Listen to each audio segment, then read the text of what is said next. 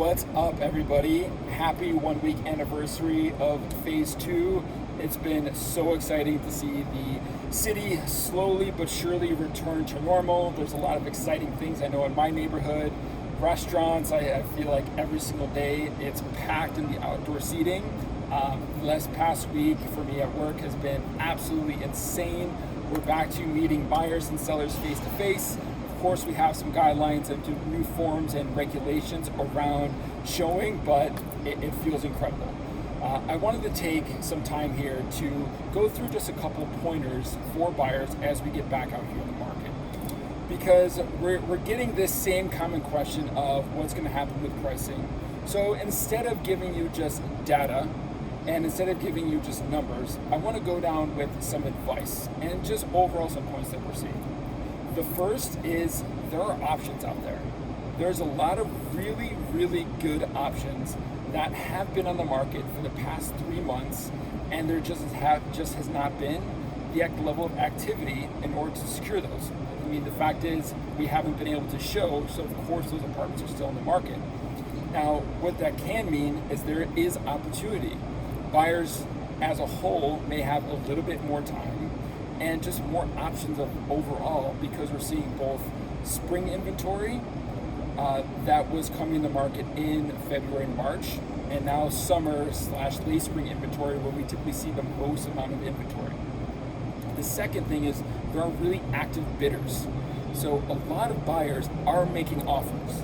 The issue is that those offers are far too aggressive. When you're making an offer, and there's such a disconnect between the seller and the buyer, is it can come off as offensive to the seller.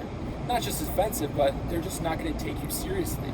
So by making those offers that are 20% above the asking price, or I'm sorry, 20% below the asking price, is if a seller receives that and it's just not even in the realm of comps, then they're just not going to take you seriously as a buyer, and they're not going to respond. So the advice there is take a look at comps. Sure, ask for an offer, but let's make it reasonable. My third point I want to focus on is quality over discount. We get so amped up in this market of how much can I get off that we forget to see what is the actual apartment. Is it a good home? If we're looking at long-term appreciation potential, short-term investment, we're just an overall solid property to call home for right now. I think we really want to get back to looking at, do we like the apartment? Is it a good home? Are we going to be happy there? From there, we can properly navigate. Fourth, we're seeing a ton of buyers take advantage of these low rates.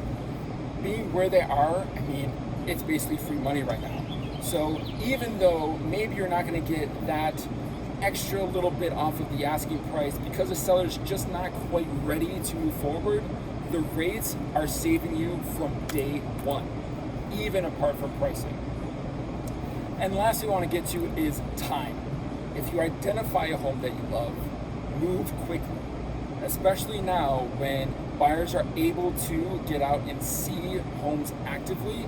You never know when the next buyer is going to come along and be willing to pay a little bit more than you, and the seller at any point until that contract is signed can pivot and go with another buyer. So time is of the essence. Whether you're a seller or a buyer, the last thing you want to do is let the process drag out. Identify your home, make a realistic offer, and then move quickly to secure it. There's a lot of really well-qualified buyers out there who are going to make great investment options and secure great pricing.